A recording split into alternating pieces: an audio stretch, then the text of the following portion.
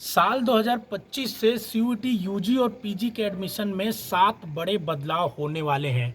ऐसा यूजीसी के body UGC chairman ने कहा है।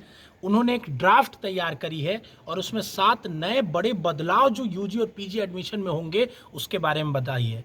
दरअसल यूजीसी जो है वो हायर एजुकेशन को देश में कंट्रोल करती है, सरकार की ही बॉडी है और आने वाले जो भी हायर एजुकेशन में यूजी पीजी में जो भी कोर्सेज होते हैं उनमें एडमिशन, रेगुलेशन, उसके एकेडमिक एक्टिविटीज सारी चीज़ों को बताती है।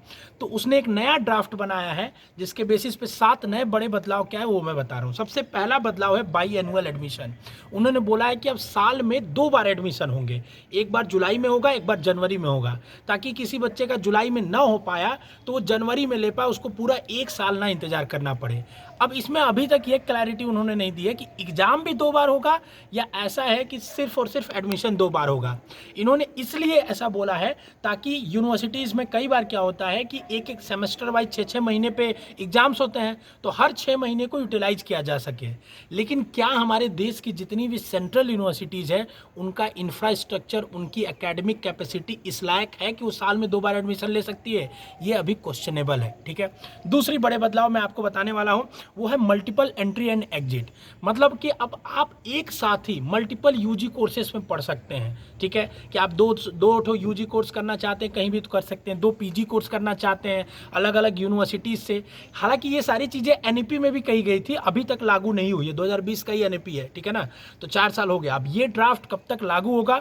जब तक ऑफिशियल एक नोटिस नहीं आ जाती तब तक तो वेट ही करिए, बट ये आपको जानना चाहिए कि क्या बदलाव आ सकते हैं। ठीक है, तो इसमें क्या है कि आप एग्जाम्स दे के चाहे तो मल्टीपल एग्जाम्स को, मल्टीपल यूजी कोर्सेज एक साथ कर सकते हैं। तीसरा बड़े बदलाव जो है वो है इंपॉर्टेंट विषय बदलने की फ्लेक्सिबिलिटी। इसका मतलब ये है कि अगर कोई बच्चा 12th में आर्ट्स लेके पढ़ा और कॉमर्स लेके पढ़ा, उसका मन क्या कि अब हम साइंस से बीएससी करें, तो अब वो कर सकता, अभी तक नहीं कर पाता था।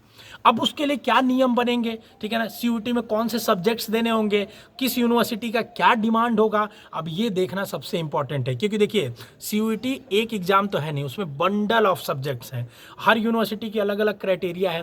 तो अब देखना होगा कि सारी यूनिवर्सिटी किस मत पे मानती है, ये सबसे बड़ा चैलेंज है। क्योंकि दिल्ली यूनिवर्सिटी कुछ और कहती है, बीएचयू कुछ और करती है सेम कोर्स के लिए कि मैं बीए इस कोर्स के सब्जेक्ट के बेसिस पे लूंगा, तो दिल्ली यूनिवर्सिटी कहती है नहीं मैं तो इस सब्जेक्ट के बेसिस पे मेरिट बनाऊंगा, तो बच्चा सारा सब्जेक्ट का एग्जाम देता है। ठीक है ना, और चौथी चीज बोली गई है अटेंडेंस में ढील। ठीक है ना, कि आने वाले समय में बच्चों को कोरिकुलर एक्टिविटीज और ये न्यूनतम अटेंडेंस जो रखा गया है कि 75% 80% होना चाहिए, उससे उनको छूट दिया जाए ताकि बच्चा फ्लेक्सिबिलिटी लाया जाए और उसके करिकुलम डेवलपमेंट में थोड़ा सा इनहेंस किया जाए, जो कि अच्छी बात है। ठीक है, अगर इसका निगेटिव इंपैक्ट नहीं पड़ा तो। ठीक है, दूसरी चीज़ है कि आपको न्यूनतम 50% क्रेडिट लेने होंगे। क्रेडिट क्या होता है? क्रेडिट ये होता है कि जब आप कोई भी कोर्स जैसे एक सेमेस्टर एग्जाम देते हो या 1 साल एग्जाम देते हो, कोई भी सब्जेक्ट का एक डिग्री पूरा करते हो, तो आपको एक फिक्स क्रेडिट मिलता है। ठीक है, जो क्रेडिट के बेसिस पे ही आपको मतलब आपकी क्रेडिट एपीआई स्कोर बनती है आगे चल के। ठीक है, इसका मतलब यह है कि क्रेडिट ये दिखाता है कि आपने कितनी डिग्रियां, कितनी मतलब हायर एजुकेशन की डिग्रियां ली है। ये क्रेडिट का मतलब आसान भाषा में आप ये समझो। ठीक है, तो आपको ये है कि मतलब जैसे आप बीच में कोई डिग्री छोड़ना चाहते हो, क्योंकि मल्टीपल एंट्री पॉइंट्स है, आप 2 साल के बाद छोड़ सकते हो, 3 साल के बाद, तो कम से कम किसी भी डिग्री का आपको 50% क्रेडिट को पूरा करना होगा। मतलब अगर जैसे 2 साल का पीजी होता था तो कम से कम 1 साल तो आपको करना होगा तभी छोड़ पाएंगे।